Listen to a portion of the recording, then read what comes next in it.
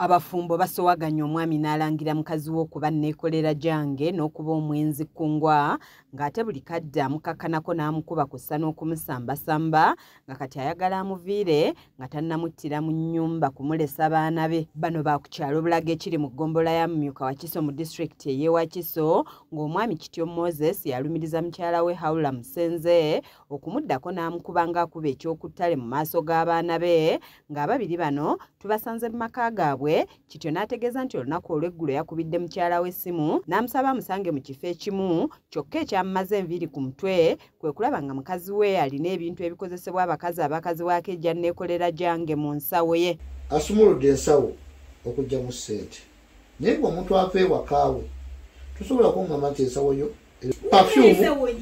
erimu sabbuuni erimu pafyumu erimu sabbuuni erimu n'obuwoobu omukazi wamala okwekuba nga mati ne mugamba ng'omuntu avudde ewaka wange nga tuvudde ffenna ewaka ne mugamba nti naye olimba ng'ovudde ewaka ng'omanyi ovudde waka wange. Agamba nti olwazze eka n'amunenyaako kyokka mu kifo ky'okwetonda n'amukakkanako n'amukuba ng'atulaze n'ebiwundu bye yafunye mu maaso n'ategeeza nti webituuse omukazi wa kumutta. Kyokunnina n'okulooka onziramu ankubi omukazi ankubi wabe mugambe naye lwaki obeera ozozanga mu maaso g'abaana ng'abaana tubadde tukyalina wasibe imagine ebisumuluzo mbiyina. Ayongeddeko nti yazimba essomero n'aliteekawo mukazi wo n'aliddukanye kyokka yatandika okuleeta abasajja ng'alibalambuza nga bw'abagamba nti lirye nga yakizuula luvannyuma nti bano babbaabe. Essomero ne madamu Lecho oli owa Puliti akimanyi bulungi. Abantu bangi tulina abajulizi. Tulina ono essomero lye twakola nga buli musajja gwaleeta wano amugamba nakola akasomero kange kano mpa obuyambi. Abasajja baali banzitira wano nga baŋŋamba ky'oba olaba namugobawo ne mugobawo tugudde ono agenda bwadda ajja neyeegayirira n'akaba n'okukaba n'agamba ategedde naye kati ali wani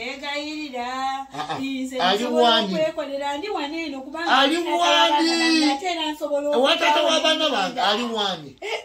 Wabula Hawula yeeganye ebyokukuba bba n'obwenzi bwamulumiriza ng'agamba nti ye mukazi eyeekolera kuba n'abaana ababiri Kityo be yamuzaalamu y'abalabirira. Ng'onswaza mu baana ne mukwata wenti naye kati bw'obolanze mukuba mumusobola ne mugamba lwaki buli kaseera abeera akola ebintu mikwano gye gyonna buli bonna abanjagaza abasajja bonna mikwano gye bonna y'abanjagaza buli omu oyagala ono bonna b'omanyi ab'okusawuna bonna abanjagaza ate nze sigenda na musawuna najje esonyiwa olw'ebyo ebintu bye buli w'obeera n'omuntu n'onyumya naye oyo omwagala mukazi munene omugamba naye lwaki obeera obukiseera obeera onswazanga mu bantu n'omala mu respect. Mukazi mupambanyi nina essomero lyange nzija wano mbadde nga mutwalanga musajja wange naye waba akirowooza munze mbeera n'omuntu mwegayirira.